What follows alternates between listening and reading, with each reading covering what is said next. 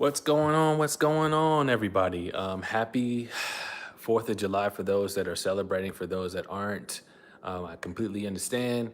It's my anniversary, so I'm super hype. I'm going to keep today's live not as long as possible because it's my anniversary. You know, those that are married, you got to do those things. If you ain't doing those things, like to celebrate your anniversary by like spending time with your wife, you definitely gonna feel it, especially when she's pregnant. So I'm gonna keep today's live a little short, so I'm gonna answer a few questions.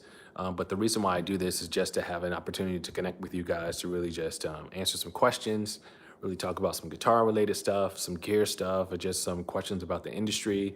If you're trying to figure out how to just build your brand, network, various things that you may have. So that's the reason why I do these things called Conversation with Kerrys, because I definitely want to be able to connect with you outside of me just playing. And I love the fact that I get a chance to teach you with my playing, but sometimes it's just good to have a conversation. So definitely want to hop on here this morning and start a conversation with you guys and hope that you guys are doing well. Just a roll call. Where are you guys from? Let me know where you're from. I definitely want to give you guys a shout out where you guys are from. So if you're not already subscribed, I ask you to subscribe and then click the bell to be notified anytime I'm doing a live or I'm dropping a new video or lesson or whatever.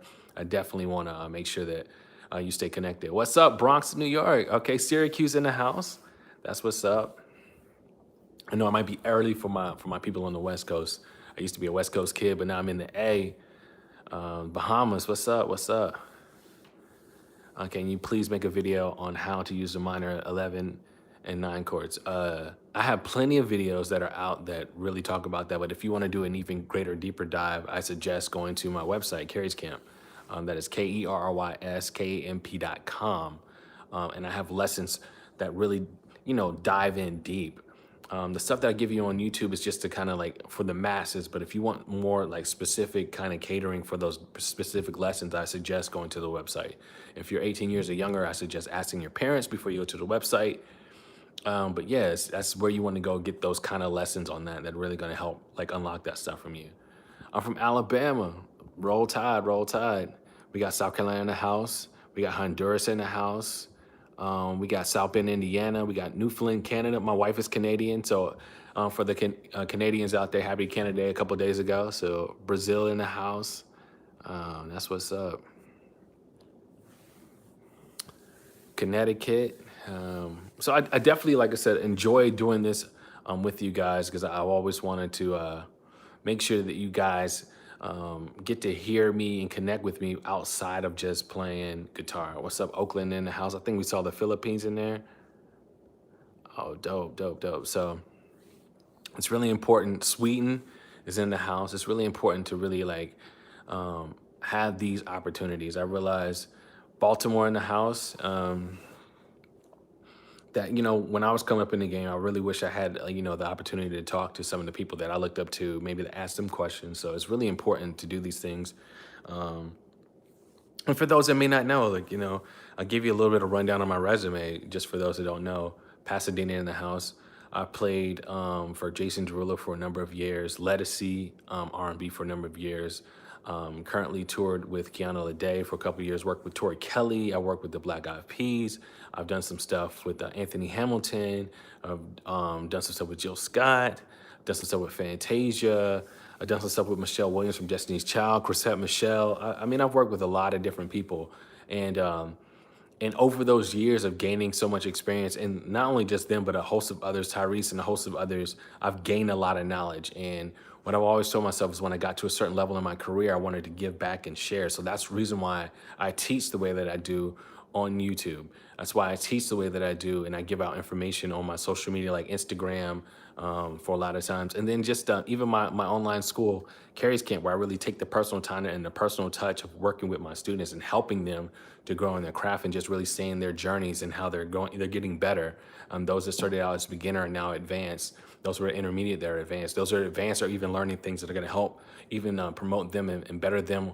Once we come out of this pandemic, I feel like we should all be coming out playing a whole lot better and be better in our craft. So that's why I want to take this opportunity to really like use my energy, my platform to really just empower the next guitar players. Just so when I look out and as my kids get older and they go into different concerts and they hear somebody play and I go to see the show because they're really talking about it. Like, I want to see some of you guys on stage and see you guys rocking out and seeing your journeys and see you guys promoting what you're doing. That's what it's all about, is like passing the torch to the next generation and just seeing what you guys can accomplish. So video is constantly freezing. Is it just me? I don't know. It might just be you. Don't skip my comment, bro. Hold on. It was saying, I know it looks like spam. Let me see what you said. Let me go back and see what you said.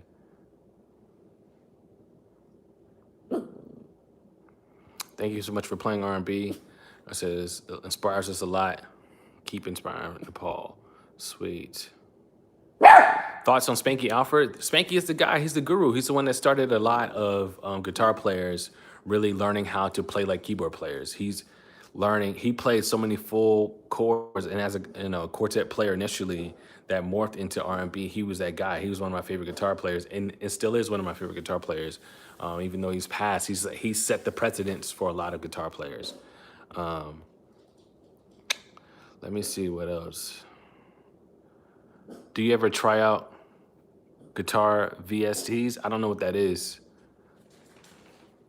Oh, can somebody send me congratulations for my anniversary? I appreciate that. I really appreciate that.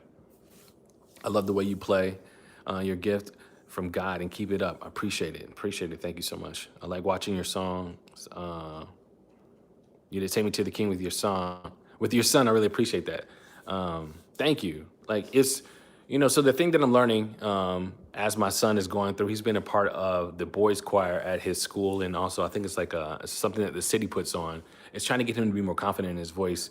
When they reach that certain age, they start to have that puberty, and their voice kind of like goes up and down. It's kind of this weird thing that happens. So I'm trying to, teach him how to be confident in his voice while he goes through, and navigates this change. So it's a real cool opportunity to get a chance to work with him. And even some of the questions that I started to see, a lot of people were asking me, like, do your sons shred? Do they shred? Do they shred? With my oldest, I bought so much stuff when he was small to try to force him to play guitar. And he literally broke everything, and it broke my heart. And that's when I realized that you can't force your kids to do anything. You have to allow them to be their own person. So I don't force my kids. I don't teach my kids how to play guitar unless that's something they want to. They know that if they want to ask me how to learn how to do something, I'm going to show them how to do it. But I don't force that on them anymore. Like, I'm just about letting them be their own person, have their own identity. They may not even do anything with music. I remember my father, God rest his soul, would love to work on cars. He was a huge mechanic.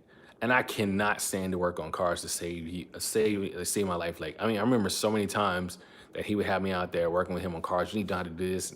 And I understand these are some great traits, but I had no desire to do that. So, like, when you try to force somebody to do something, I think they automatically just like rebel. Now, if there's something that they love to do or whatever to gravitate, then you want to cultivate that thing. So yeah, my sons are not shredders. Matter of fact, my oldest plays keyboard a little bit. He takes piano lessons and he sings in the choir. My youngest is like, they're trying to figure out their life. They're just having fun. They're just living life. So yeah, just a tidbit. I don't really teach my sons how to play guitar unless they show me that they want to learn that later on in life. All right, can you speak about how to move out of the box my minor pentatonic solos? It says, where's the sound that the next box of that movement? I did some videos really demonstrating that, talking about like how to move different kind of chord shapes.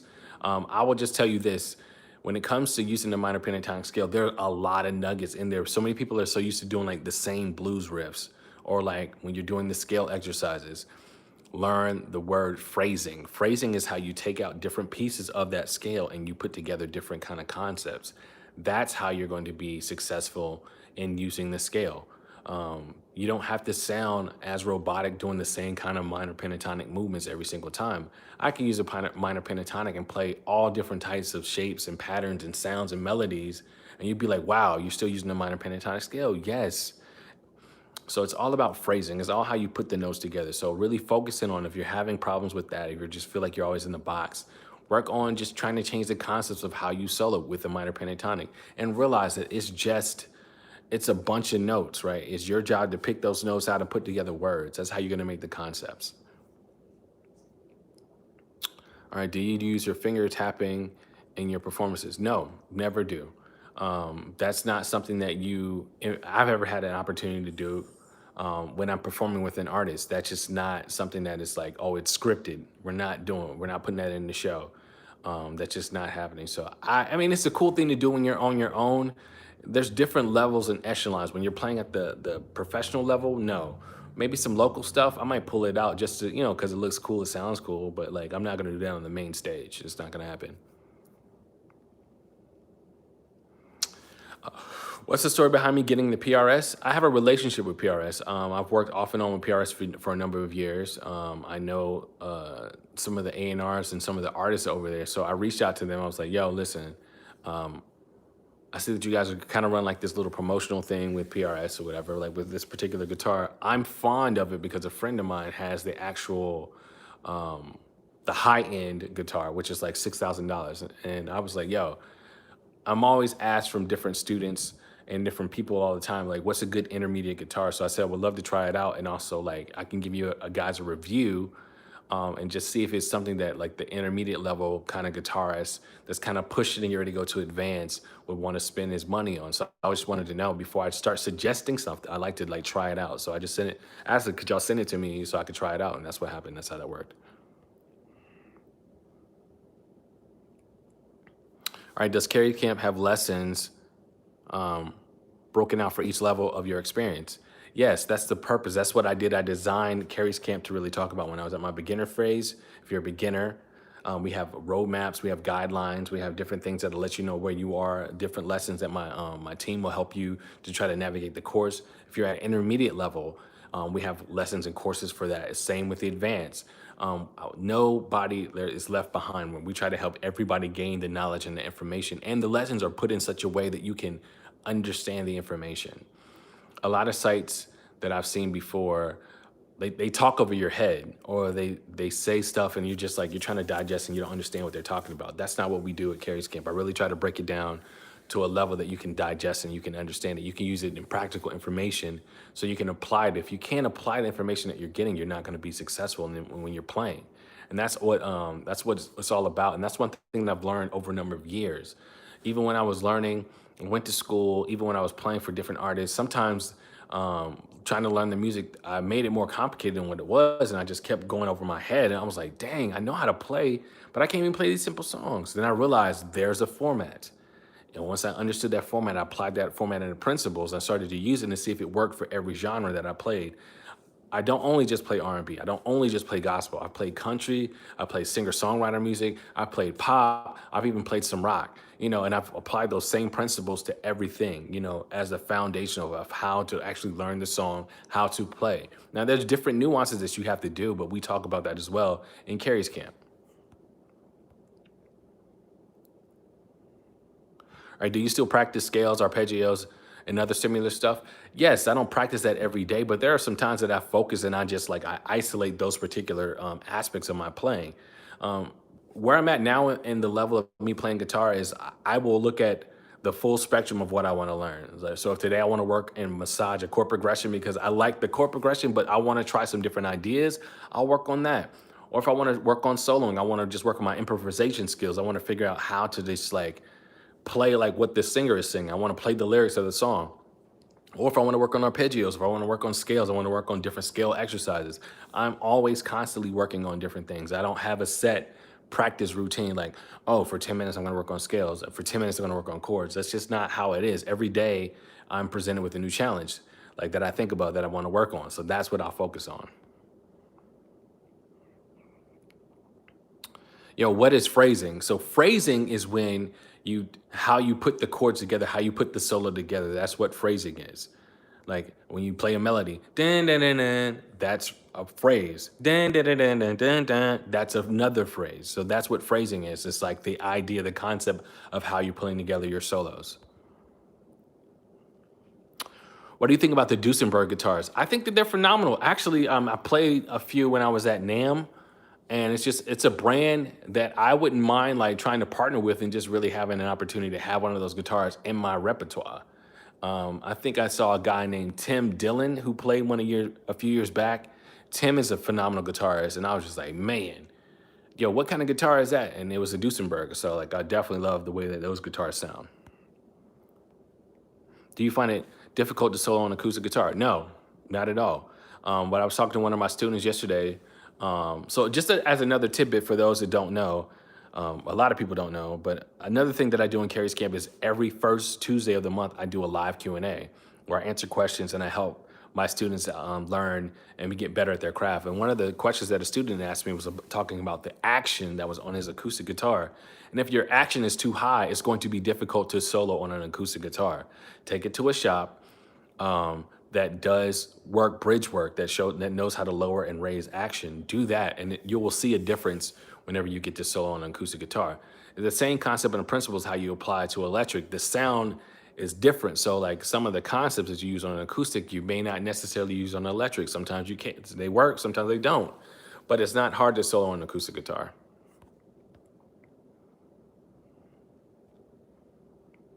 I really love how you break things down. I've been playing guitar for over 6 years, and it's only the last year where I started to take it seriously. You played a big role in shaping how I play. Oh man, I'm super humbled by hearing that.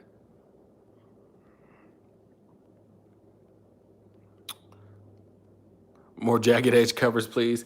I'll add it to the list. I got a lot of songs that I'll add to the list. So it just depends on, like what I feel is going to be translate to the masses. I'm not doing lessons specifically, especially on YouTube, that are catered to just one or two people. I'm trying to do lessons for the masses because there are a lot of people that want to learn how to play R&B. So I have to like be mindful of the song selections because sometimes if you go back too far, people will be disinterested. And if you're like too current, then some of the people who are a little bit older. So I try to find stuff in the middle. I'll give a little bit of new school. I'll dabble in a little bit of old school because the music and the sound has changed. The approach of playing guitar has changed. So I try to be more mindful of that when I'm playing and when I'm teaching. Any tips on how to work on playing this same chord progression a different way on different parts of the neck? Yes. So if you're playing a C major 7, find where the C major 7 is on the neck of the guitar so you can change the tonality of how it is. Also work on the inversions. If you want to play different inversions of the chord, that's going to help change the sound and the tonality and like playing up and down the neck of the guitar. Working on those inversions, that's the kind of stuff that's going to separate you and not make your sound the same. On average, how long does it take to complete Kerry's Camp? You can't complete Kerry's Camp. That's not how it works. So I'm always adding stuff to the site. So that's why you will never be able to complete it. I'm always adding different courses. I'm always doing live Q&As. I'm always doing, so we're constantly, it's not one of these, that's the site, have fun, and then that's it. I don't just leave you on the island by yourself. I keep working it. I keep building. I keep adding stuff to it. I keep listening to the suggestions that the students have. So it's like, you can't constantly say that like, oh, when I complete it. You can move from levels to different levels in there. If you understand about guitar, like you don't just reach a mastery level and that's it. You have guys who even master their stuff are still learning things. That's how you're gonna truly perfect your craft.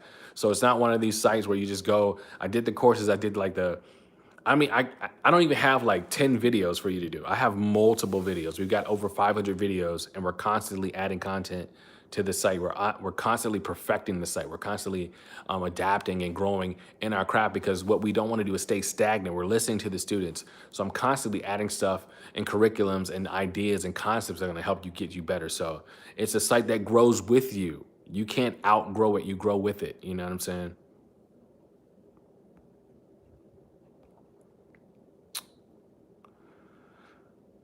Let me just go back and see. Okay, we got it. Have you ever played a G&L guitar? I've never played it. I've seen a couple friends of mine play some, but I've never played one personally myself, so I don't have any opinion on a G&L guitar. Let's go back and look at some more of these contents.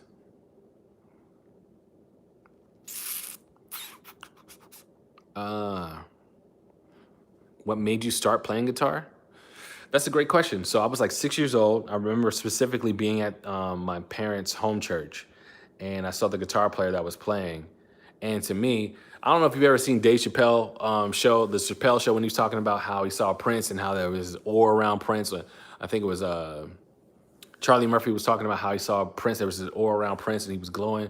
The same concept happened for me when I was a little kid watching this guy play guitar, and I was enamored. I was like engrossed in like, yo, I want to play that. So every time me and my cousins would play church as little kids, I always had to be the guitar player.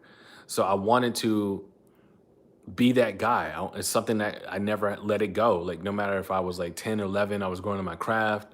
I'm honestly, when I first started playing, I was not very good. I just kept at it. It's one of those things like if you keep at it and you keep working to get better, you'll eventually get better, right?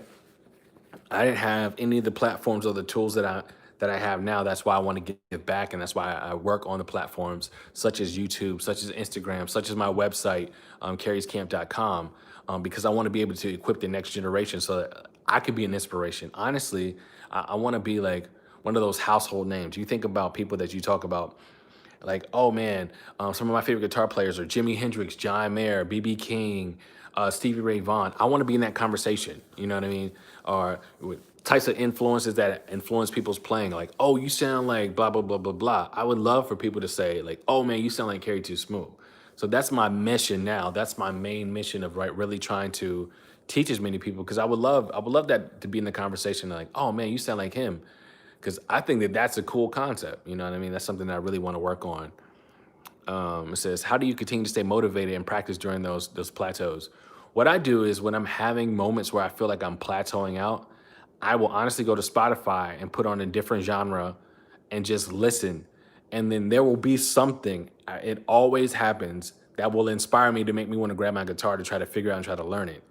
I don't care if I'm listening to pop, if I'm listening to singer-songwriter, I might listen to folk music. I might just something that's completely different from the genre that I'm working on that's gonna inspire me. So that way I can grab it and start working through those plateaus. Everybody has them. Nobody is exempt. Everybody has them. You stay with guitar long enough, you're gonna hit a plateau and feel like, oh man.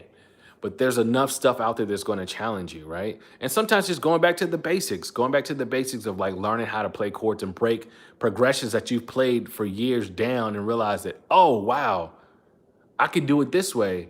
And since I could do it this way, I can add this. So there's so many different ways that you can kind of go back and find yourself like when working through a plateau because it's only for a moment. It's not like permanent. It's just a temporary inconvenience right now. You work through that turbulence and then you'll find your smoother path.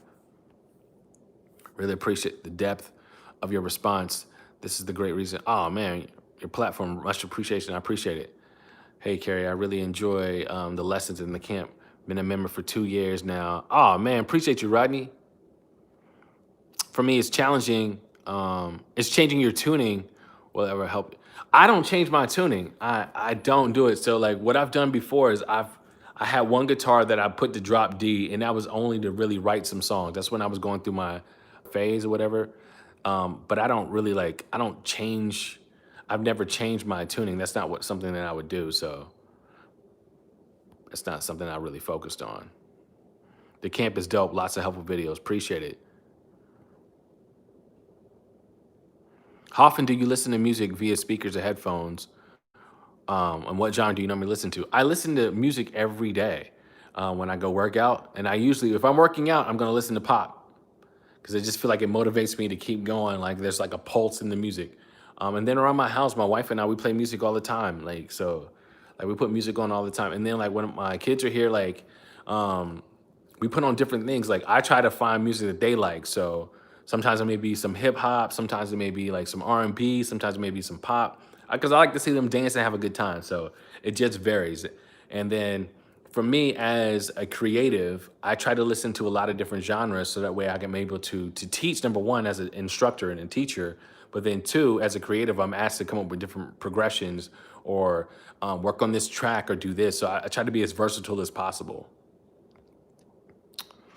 I asked this in the last lesson about your use of the tremolo bar without the whammy bar. How do you get the action off the bridge without the bar? So what I do is I would normally use the back part of my hand and I just rest it on the bridge and I'm just pushing down. That's it. I'm just pushing down. In the sense that if I had a tremolo bar, I just push on the back of the bridge. Like I just really I'm one of those motions. That's it. Hey, Kerry, is it necessary to learn all the modes in music to be able to play guitar solos? Nah, it's not necessary. It's not necessary. Sometimes I will tell you this.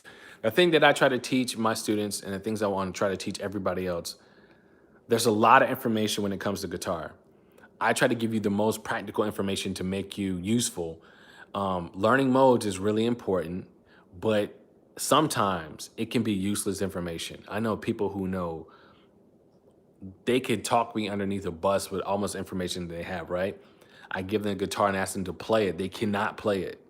So what I don't want to do is I'll have you like reciting, like, oh, this is that mode. This is the whatever mode.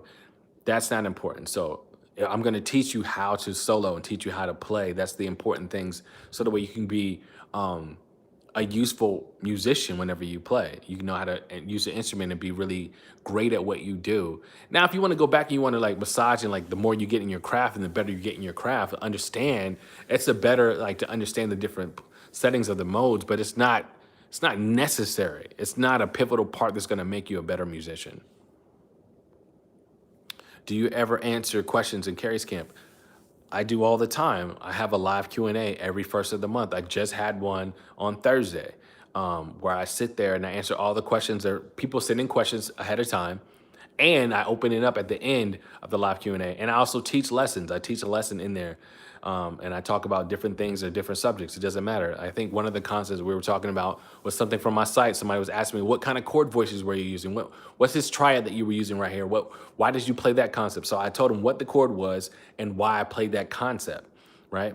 And then towards the end, we opened it up. We talked about various things. I was teaching one of my students talking about networking, the importance of networking, how you can network in the industry and how you can build your brand and also how you can continue to further yourself in the career. So we talk about so many aspects of Kerry's Camp. We don't just do broad strokes. We do finite strokes. We really try to dig into whatever you want to know specifically. That's the thing. That's the way to grow. That's the attention to detail that we have that I feel like a lot of other sites don't have. And I'm not trying to throw any shade. I'm just being real. We take the time and attention to detail to leave no guitar player behind.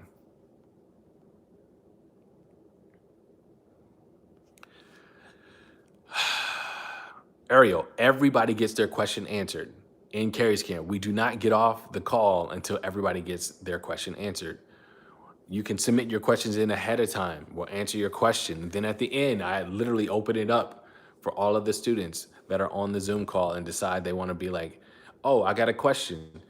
Unmute yourself and fire away. And then we answer the question, because if you have that question, 9 times out of 10, somebody else may have that same question too. That's what we do.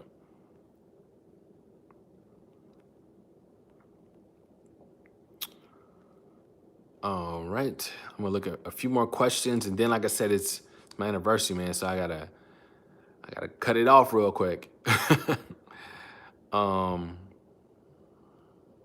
Do I sing? No, I don't sing. I don't sing. The reason, like, so there's a difference, right? So as a professional musician, as a teacher and instructor that's worked with a lot of top-notch artists, I've worked with Tori Kelly, right? So I can't tell Tori Kelly that I sing. I know melodies, but I can't tell her that I sing, because then she'll be like, oh, sing something. And then I'll sing the way that I can sing. And she'll be like, bless your heart. You know what I mean? So I don't profess to sing, but I can tell you, because I know melodies and I know how chords are supposed to go together. I can tell you that doesn't sound right. I know how to guide somebody. I can at least sing a line to be like, okay, cool, let's try this over that change. Sing it this way. Don't sing it that way. Or you should maybe sit up a little bit so you get a little bit more air in your diaphragm. I'm not a singer, but I know enough to be dangerous.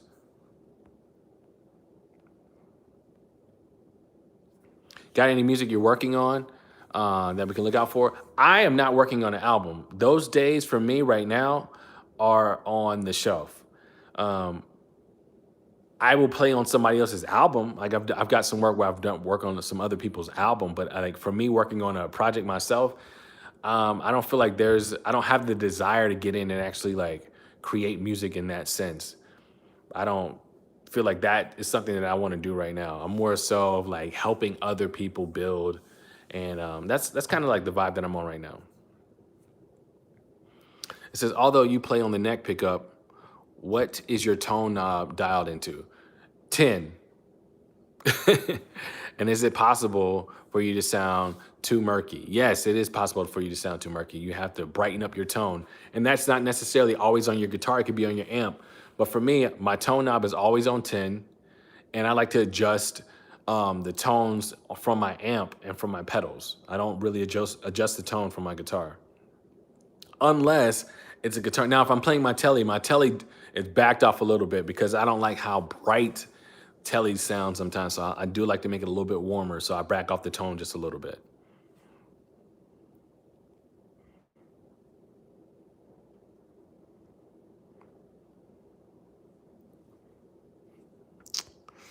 Let's see. I'm gonna answer one more question. All right, somebody asked me a good question, and then I'm gonna have to let you guys enjoy the rest of your Saturday. Yo, for those that are like going to barbecues or whatever, be safe. Don't eat too much. You know what I'm saying? What are something that helped you out stand out in the music industry? Okay. Things that help me stand out in the music industry. I'm reliable. I know my music. I'm a good people person. I'm always on time. I'm dependable. And I look the part. Those are some very pivotal things that you must need to know as far as like being a professional musician in the industry and being one of those people that are always called on. You got to know how to play. You got to be a great people person because nobody wants to work with you if you're a butthole. Nobody wants to do that, right? So you got to be a good people person. You got to be dependable. You got to show up on time. You got to look the part. If they say being all black, bruh, being all black. They say being all black and fly. You got to interpretate what that means. You got to come looking fly. Like you can't come like I remember I'll tell you this story and then I have to sign off after this. My first audition that I had in LA. So my swag from Alabama was completely different than the swag that I've got now when I went to LA. Um, I used to come in like bow ties, fitteds, and like, sweater vests, because that was like the vibe from back home, right? So I go there and I'm like one of the best players. It's a pop gig, it's a pop audition. And one of the judges put me to the side, like, yo, you were one of the best guitar players, but you don't look the part. And the artist was like, I can't use him because he don't look, I can't envision what he would look like on the gig. So they just said, like, yo, go back, work on your image, man, work on how you look, man. And just see the guy who got the gig, see what he looks like. And I saw what he looked like. He was decked out in all black, had a dope leather jacket, had fresh pants on. I was like, yo. So I went back and I was like, yo, I gotta change the way that I look. So image is just as important as your knowledge on the guitar. Being a great people person and being reliable. When your phone rings and people ask you to do something, do it and do it well. Like those are the things that are gonna separate you from the next guy because when you go to these different platforms and these different cities where all these guitar players at, they're like guitar players are a dime a dozen. But if your business is not together, if you don't look the part, if you're not a good people person and you cannot play, you're not getting calls, bro. You're gonna be doing a lot of the local stuff and really be frustrated because you want to get on the next level. So I would tell you, really focusing on those principles, really focusing on being, if your attitude, like don't act like you are the shit. Like you can't do that. Like when you act to that arrogance or whatever, especially when you feel like, oh, I'm the best guitar player in the world. Like understand you gotta feel like you're good, but like you can't display that, especially to the artist. If an artist tells you like, yo, that chord is a G major, blah, blah, blah, blah, but you like, no, I keep hearing da da da da da. Play what they ask you to play, because sometimes it's just a test. And just to see if you're gonna combat them on stuff. If you're combating people, it's not gonna work. All right, I love you guys. Hope you guys have a great Saturday. Like I said, it's my anniversary. Oh, 5 years in the game. So love you guys. Y'all guys have a great weekend. Stay safe, stay smart, and I will see you guys next Saturday. All right. Stay up. I'll talk to you guys later. Have a good one.